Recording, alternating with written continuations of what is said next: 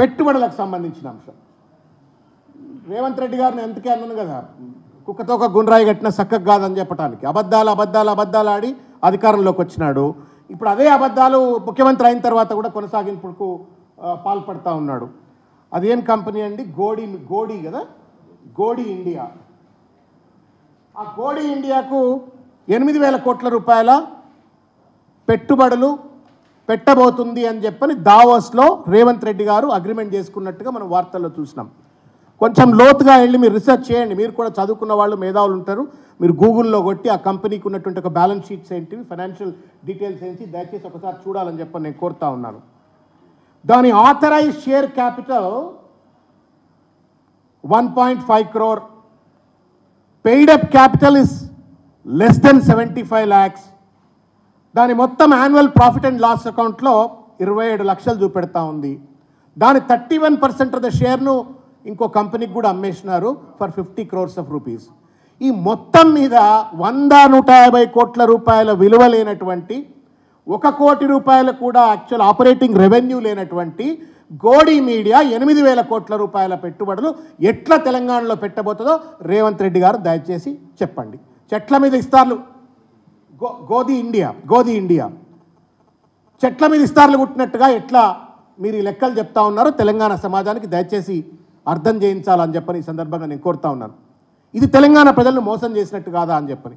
ఒకవేళ రేవంత్ రెడ్డి గారికి లెక్కలు తెలియవు, లేకపోతే వాళ్ళు చూపెట్టిన కాగితాలు చదవలేకపోయిండు, అర్థం కాకపోతే పక్కన జయేష్ రంజన్, ఆ విష్ణువర్ధన్ రెడ్డి, ఇద్దరు ఆఫీసర్లు ఉన్నారు, శ్రీధర్ బాబు గారు ఉన్నారు, ఇంతమంది పెద్దలు కలిసి ఎందుకు తెలంగాణ సమాజాన్ని మోసం చేస్తుండ్రో దయచేసి సమాధానం చెప్పాలా. It's a clear glaring example of the shabby investments, a fraudulent investment narrative that they are trying to build in Davos, which Telangana people have to know. ఇకపోతే JSW ఎనర్జీ అనే ఒక కంపెనీ, ఇది old wine in new bottle లెక్క. ఇది 2022లోనే దీనికి సంబంధించి కేటీఆర్ గారు agreement చేసుకున్నారు 2022లో. దాన్ని మళ్ళా మేము ఇప్పుడు కొత్తగా అగ్రిమెంట్ చేసుకుంటున్నామని చెప్పని వాళ్ళు చెప్తున్న 40,000 కోట్ల రూపాయల పెట్టుబడిలో ఇది కూడా ఒక మేజర్ పెట్టుబడి. ఇది ఆల్రెడీ 2022లోనే అయిపోయింది దీని కథ. దీన్ని పట్టుకొచ్చి తెలంగాణ సమాజాన్ని మోసం చేసే ప్రయత్నం చేస్తున్నారు. ఇది గాడ్రేజ్ కంపెనీ. ఇది జనవరి 23లో అగ్రిమెంట్ అయిపోయింది, 1 year బ్యాక్. దీన్ని దావోస్లో కొత్తగా చేసుకొని మేము కొత్తగా 40,000 కోట్ల పెట్టుబడులు ఇది భాగం అని చెప్పని గాడ్రేజ్ సంబంధించిన దాన్ని మోసం చేస్తూ ఉన్నారు. దీనికి సంబంధించిన ట్వీట్ కూడా కేటీఆర్ గారు 16/1/23 నాడు ఆయన ట్వీట్ కూడా చేసినారు. Godrej Agrovet Limited, one of the largest edible oil developers in India, has recently announced a 250 crore investment in Telangana to set up a palm oil processing plant in Khammam. ఇది 1 year కింద కథ. దీన్ని కొత్తగా రేవంత్ రెడ్డి గారు ఏదో కొండందో వెల్కన్ పట్టినట్టుగా నేను ఇప్పుడు కొత్తగా తెచ్చినా అని చెప్పని రేవంత్ రెడ్డి గారు తప్పుదో పట్టించే ప్రయత్నం చేస్తున్నారు. This is yet another company, webworks అని చెప్పని. ఇది కూడా గతంలోనే అక్టోబర్లో 5th అక్టోబర్ నాడు దీనికి సంబంధించిన పెట్టుబడులు తెలంగాణ పెడతామని చెప్పని అగ్రిమెంట్లు అయిపోయినాయి. ఇట్లా తెలంగాణ సమాజాన్ని మోసం చేసేటువంటి ఒక ఔచిత్యం రేవంత్ రెడ్డి గారికి ఎవరిచ్చిండ్రు అని చెప్పని ఈరోజు నేను ప్రశ్నిస్తూ ఉన్నాను. ఇది మోసం కాదా రేవంత్ రెడ్డి గారు అని చెప్పని ప్రశ్నిస్తూ ఉన్నాను. ఇకపోతే ఈ 40,000 కోట్ల కథ కూడా మీకు చెప్పాలా.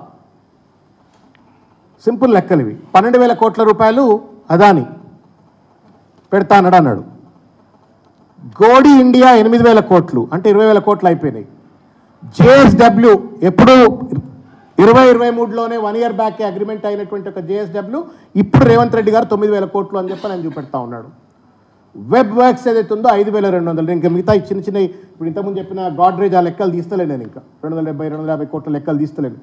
ఇవే మనకు 34,000 కోట్ల రూపాయలు ఈ 4 కంపెనీలు. ఒకడేమో నేషనల్ ఫ్రాడ్ అని చెప్పని రాహుల్ గాంధీ గారు అన్నారు, ఆయన 12,000 కోట్లు.